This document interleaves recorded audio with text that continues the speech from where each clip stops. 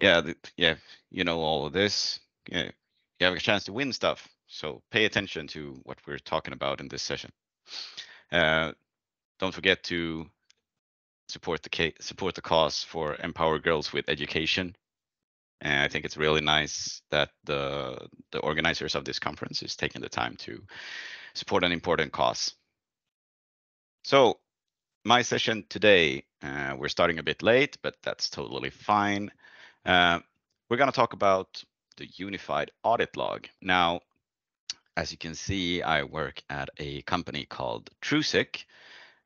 So to describe who I am and what I do, I'm a Microsoft Security MVP, not focusing on the compliance part, even though I did write a book on the SC 400 exam. Uh, TrueSec, what is TrueSec? Well, you can see it on my shirt here. What we do is basically anything inside and outside of cybersecurity, focusing a lot about on our cybersecurity incident response team, which I'm a part-time member of, to be exact. I'm not a full-time member, but they call on me whenever they need some nifty cloud stuff being taken care of, which is my focus area.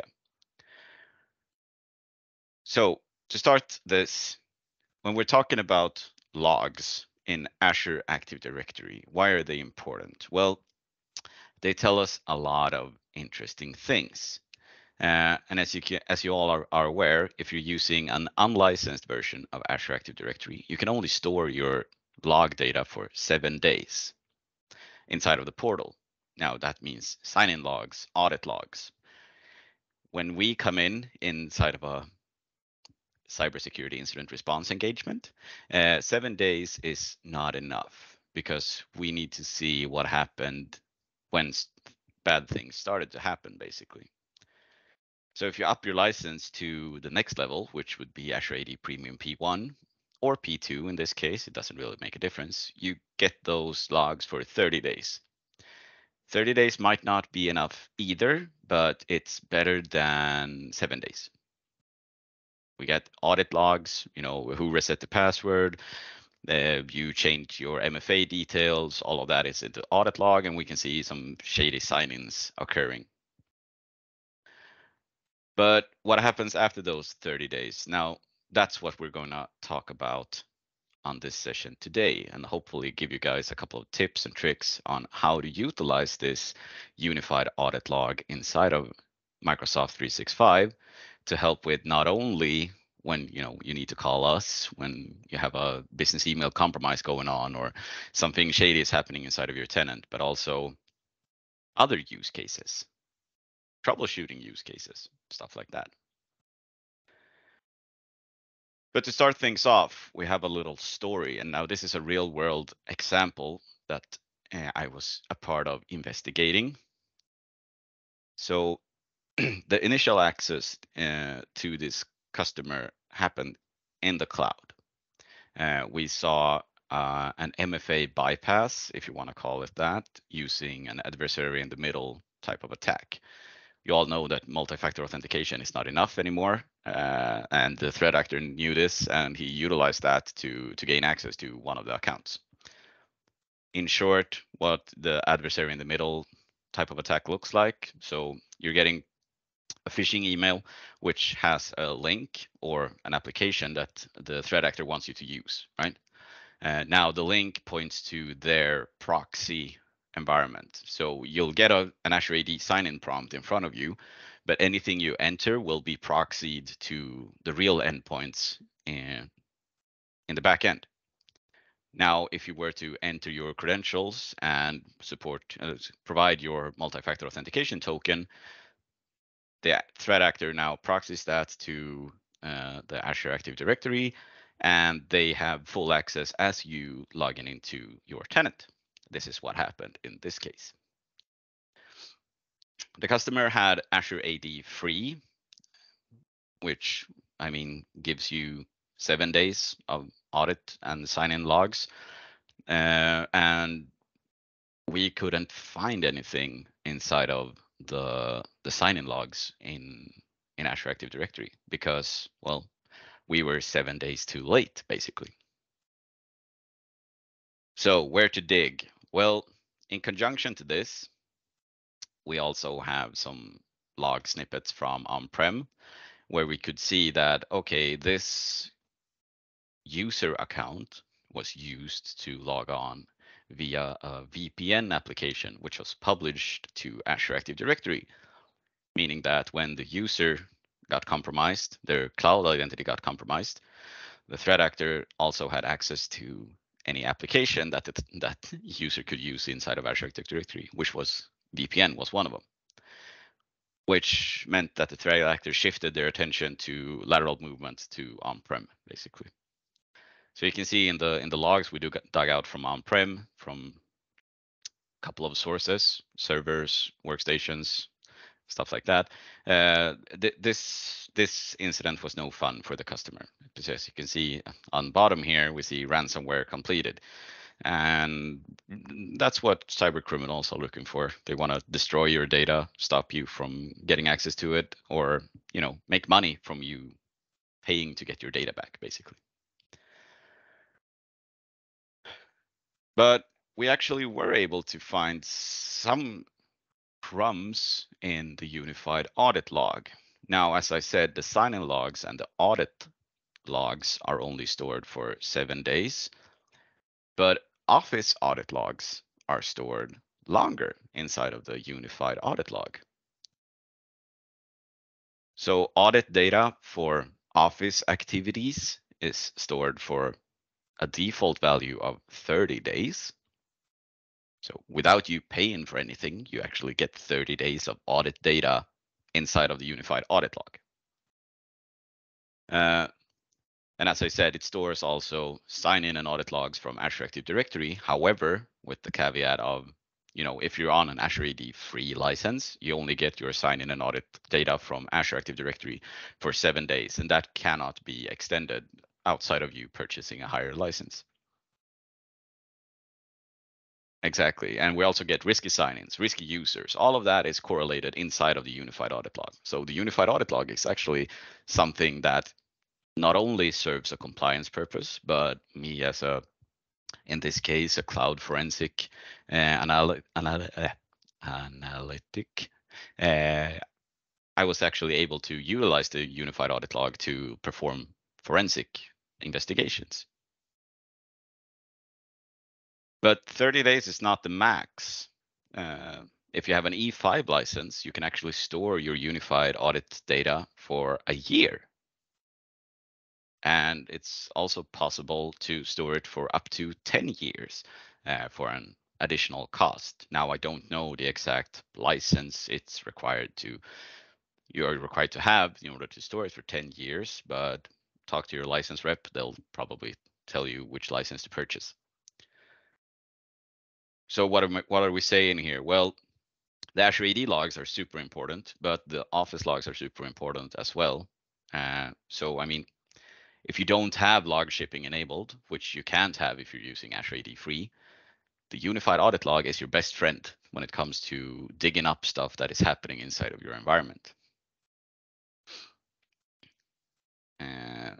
And yeah, the last bullet, really useful for forensic investigations. Yeah, that goes without saying, because if we have all the log data already parsed inside of a cloud UI, that's awesome. So inside of the portal, what does it look like? Let's flip over to not that one. Give me 2 seconds.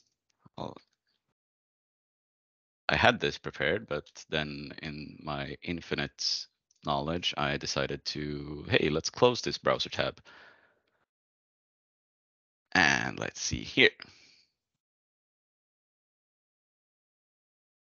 Let me go ahead and zoom a little bit because the screen I have is usually bigger than some of yours. So the audit log inside of Azure Active Directory or in Microsoft 365. Now you can reach it from the security portal or the compliance portal. It's the same unified audit log, and you do need to have permissions in order to view the unified audit log. So there are a couple of exchange permissions because Even though we like to talk about the security capabilities or the compliance capabilities of Microsoft 365, they still rely heavily upon Exchange Online roles. So you need to have the view-only audit log in order to have read access into the unified audit log solution. Um, or in this is my lab tenant, so I'm a global admin, so I have full access everywhere. Or if I don't have access, I can always give myself access because I'm a global admin. Now, as you can see, the audit log here, it actually extends even further back because, well, this tenant is licensed with an E5. So we have over a year worth of, oh, sorry. We have a lot of audit data inside of the tenant, which we can actually look for using the portal UI. Now, the portal UI is limited to, well, I think it's 30 days. So let's look at from April 6th to, oh, sorry, that's the end one. I'm stupid. Start date. Yeah, let's go here.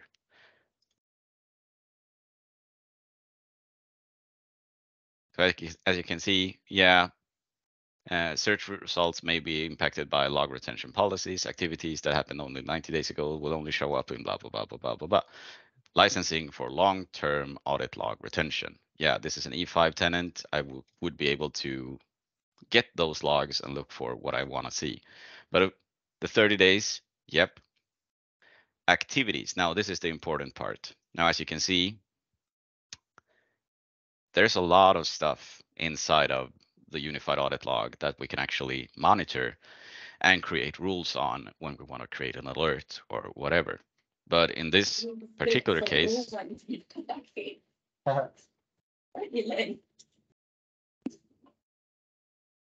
sorry, someone came off mute and it started shouting in my ears, so I muted you.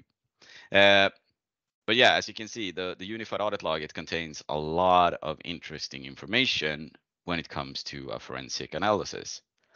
But it's also not that user friendly using the portal. You can see I need to check the stuff that I want to look for, which takes time, and there's only so many activities that you can actually manually select before the UI crapping its pants and stops working. So for particular stuff, when you're using the unified audit log, say you want to troubleshoot, hey, this user tried to add a member to a team and it didn't work. Why did it not work? Well, you can actually use the unified audit log for that particular use case, looking for who was the initiator, i.e. the person trying to invite a user, and what action was performed. That's pretty, I mean, you can use the portal for that. When we're talking about what we do, you can't really use the portal because, well, it's not a user-friendly UI for our particular use case. So, as I said, drawbacks with using the portal. Well, it can be hard to correlate because, well, you need to select a list of actions that you want to look for, and you run out of options because the portal says, hey, I can't search for anything else. So you need to manually correlate those logs that you're exporting, which can be a cumbersome task.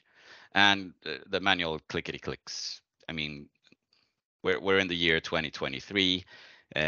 Manual labor in these terms, it's something that should be avoided, basically. So how do we do it? Well, we use PowerShell.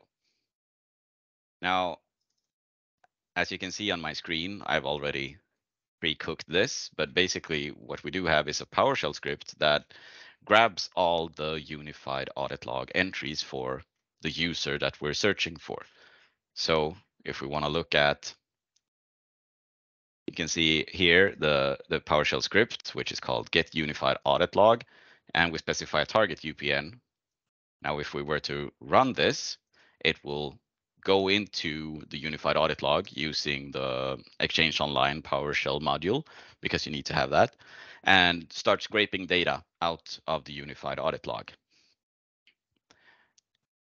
It will then move into, this set of CSV files. So you can see we have a CSV file per entry inside of the unified audit log. Now, that's kind of cumbersome, to say the least, because, hey, how should I parse this? So inside of the parsed folder, we do like this, we have a couple of parsed CSV files instead.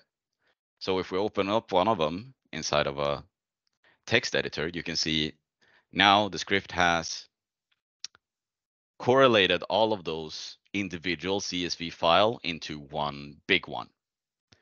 So if we want to grep something inside of this file, we can see that, okay, for this instance, we have the user signed in, added a group. And I mean, it's kind of easy to start following a trail of clues, right? So what am I trying to say here? Well, not only is the unified audit log great for troubleshooting purposes, but as you can see, it's also great for forensic purposes. The PowerShell script in itself, if you want to take a look at that, it looks something like this.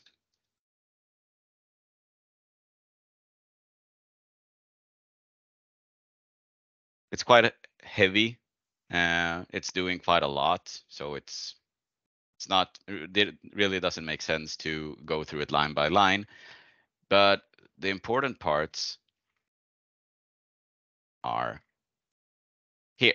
So we're connecting to Exchange Online, which then helps us to scrape data from the unified audit log.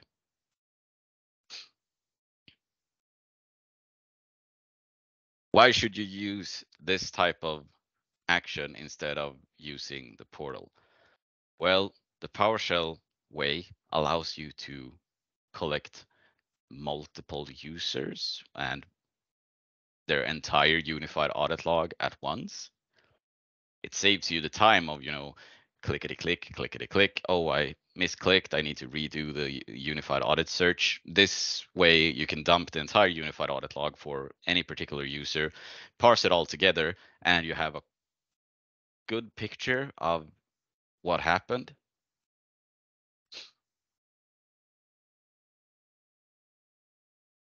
To save yourselves the trouble of having to deal with the unified audit log in general, any IT admin, compliance admin, whatever, you should jump up and down screaming to say to your IT admins that, hey, we need to ship these logs somewhere else.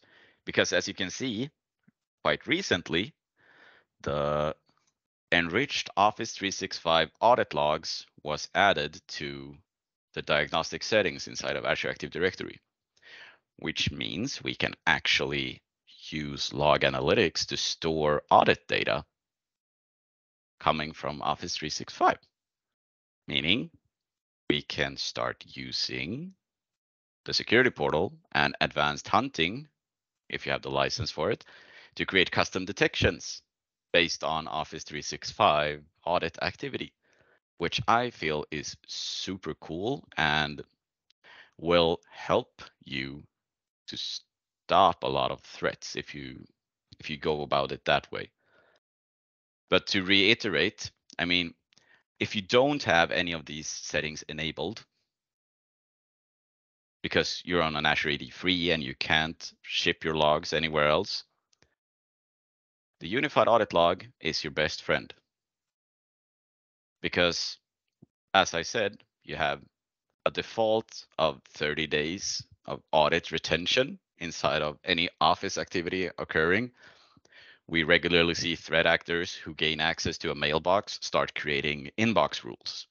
That's one of the things that the unified audit log stores and can tell us that, hey, the threat actor actually added an inbox rule on this date.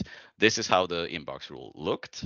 Forward everything to or move every incoming email into the RSS subscriptions folder, mark them as read to stop the end user from catching on that, hey, we're under attack, and then use that mailbox to further send phishing emails. Or as in the use case or the story case that I told you guys earlier, logging in from a not common IP address using an AITM method, you would be able to find that inside of the unified audit log, because you can correlate to say that if we're looking inside this type of parsed audit data again, you see the IP address right here.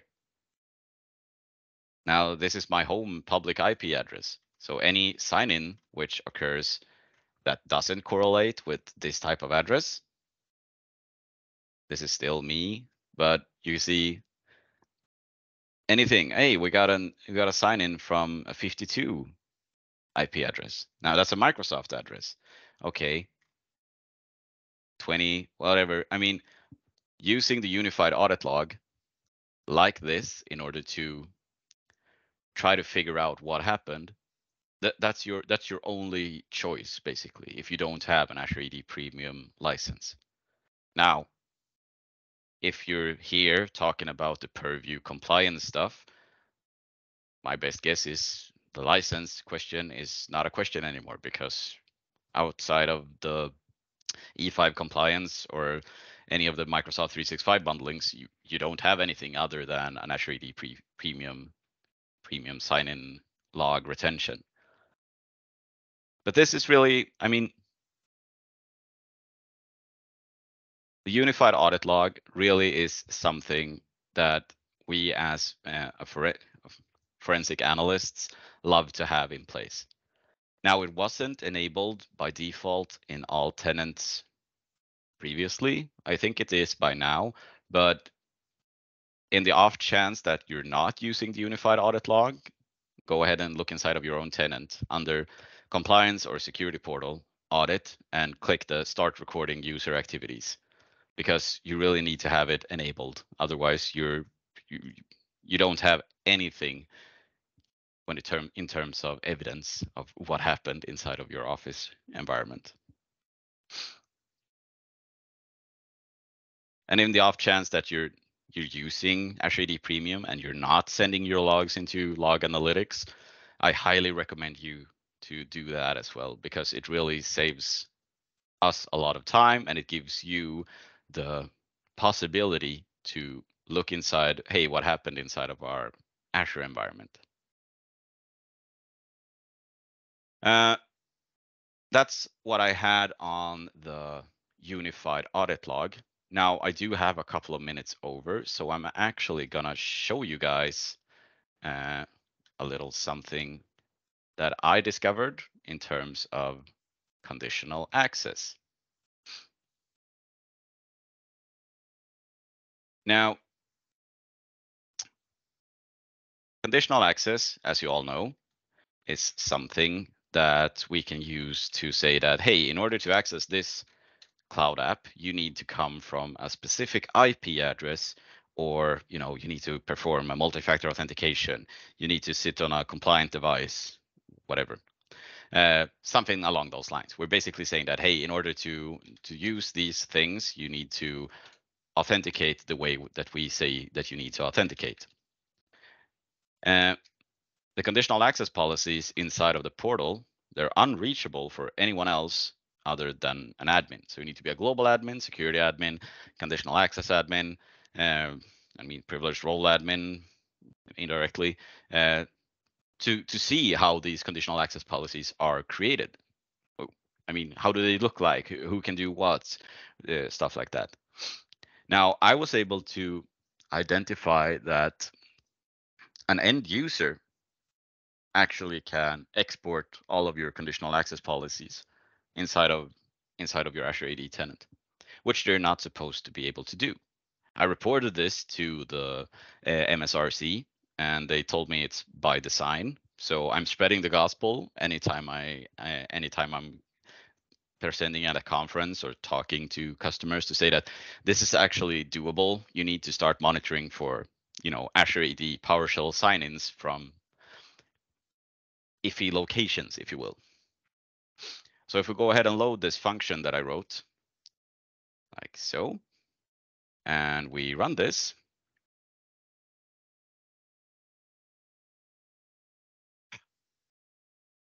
export output path, C:temp. Let's go ahead and provide an access token for the AAD graph APIs, which should be retired this year. I have a strong feeling that they won't be. And let's start exporting the conditional access policies for this tenant. This is perfectly doable if you know how to do it using nothing other than a regular user, because a regular user always have read access on the AAD graph APIs. That's basically the issue that we're facing here. And there's no real way to block this from happening. I mean, you can turn on the block Azure AD PowerShells for end users to look up other users, but that will incur some other things inside of your tenant, like Teams will break, uh, Azure Portal will break when you're trying to add, admins to specific resources. If you're not an Azure AD admin, you can't use the UI to do it. You can't even use PowerShell to do it. So there's really no way of actually blocking this type of action. And as you can see right here, these are all the conditional access policies that I have created inside of my Azure AD tenant. Hey, we're using privileged access workstations. Let's look at what that policy would look like. So it's scoped at the global admin role, all applications. Okay, we're using device filter rules to filter out devices where a global admin actually can sign in from. Those device IDs, okay, what do they look like? Okay, I have the device names, and the policy is constructed that so that if a global admin doesn't sign in from one of these devices, they are blocked. That's the PAW policy, how you can use conditional access to govern PAW access. But as you can see, this shouldn't be readable for an end user. Audit log wise, how does this turn up inside of the Azure portal? Well, if we're looking into the Azure portal right here, Azure Active Directory, signing logs, doubt that it actually has occurred or transferred into this. Well, hey, it actually has. We have Azure Active Directory PowerShell. That's the only thing that we have inside of the portal saying that this user signed into Azure Active Directory PowerShell. What did they do? What policies did they look at? Anything like that? It's not monitored. We don't have any audit logs of that. So I want to show this to you guys that it's actually doable, and I want to give you a heads up that I know that threat actors are actually using this type of modus operandi to export your conditional access policies to look for holes in your conditional access policy framework. And let's see, did we have anything else in the presentation? No, we did not. So to sum my session up, I know I've been all over the place talking about audit logs, unified audit logs, sign-in logs.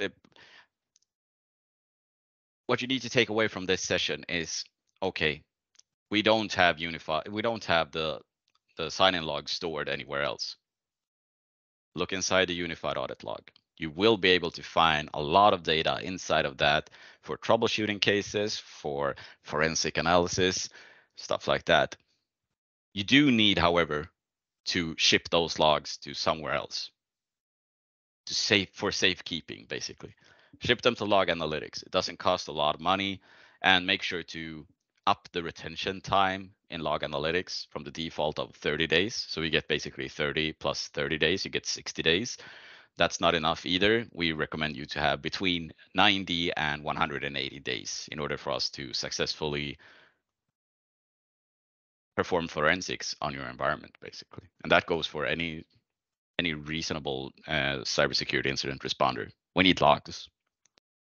So the unified audit log, that is your number one help if you don't have the log auditing or log shipping enabled. The other little thing that I showed you, hey, that end users can actually export your conditional access policies. We're working on creating some detections to detect this in a more granular fashion than just, Azure AD PowerShell sign-ins. So I'll provide some updates on my blog or on my Facebook. Sorry, not on my Facebook, but on my Twitter channel once we're getting somewhere with that. So feel free to look me up at Hedberg on Facebook or connect with me on LinkedIn, Viktor Hedberg, just as the presentation slide told you. And the last thing is basically don't assume you won't get hit with a cybersecurity incident or a breach, because you will. But companies like mine are there to help you when that happens. And we need logs. So make sure to store your logs somewhere that we can find them, use them, and actually find patient zero and help you get back on your feet. And that's what I had. So thank you so much for listening. If you do have any questions, I'll be hanging around in the chat for a couple of minutes before I need to pop off to help with, it's 11 a.m. here in Sweden soon, so we're heading out to ride some bikes with the kids, stuff like that. But feel free to ask your questions. If I'm not around in the chat anymore, feel free to ping me on Twitter, on LinkedIn. And up next, we have the auto labeling session with Nikki Borrell. So once again, thank you so much for listening in. I hope I didn't scare you a lot, but start looking at these logs things. You really need to save them. Thank you. Thank you so much, Victor. So we enjoyed your session. Thanks for presenting. Okay, so our next session is on auto labeling by Nikki. So we'll take 5 minutes break and we'll join again.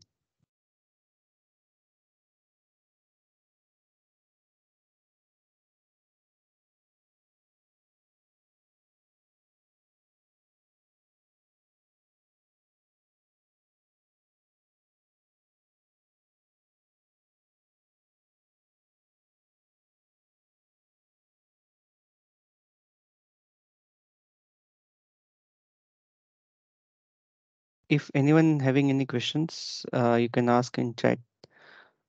Nikki, I hope you join.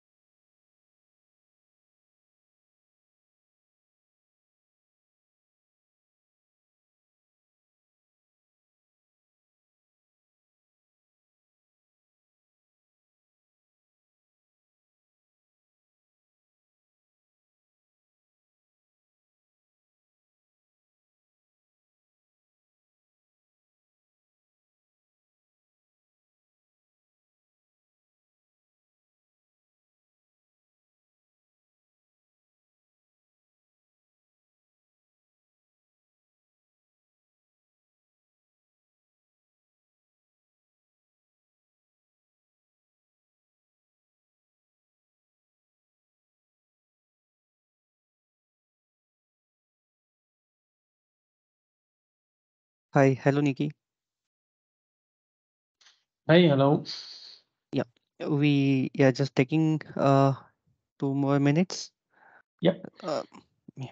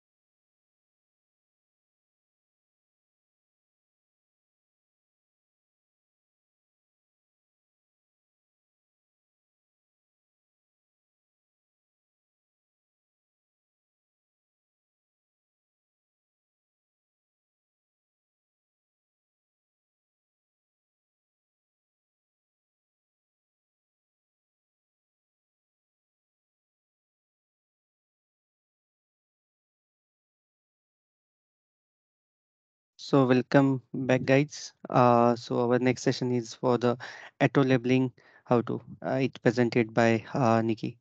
So Nikki having his expertise in extend from technical to strategy consulting. He's worked on SharePoint, Office 365, Azure. So over to you, Nikki. Yeah, you can share your screen. Okay, thank you. And then I will start.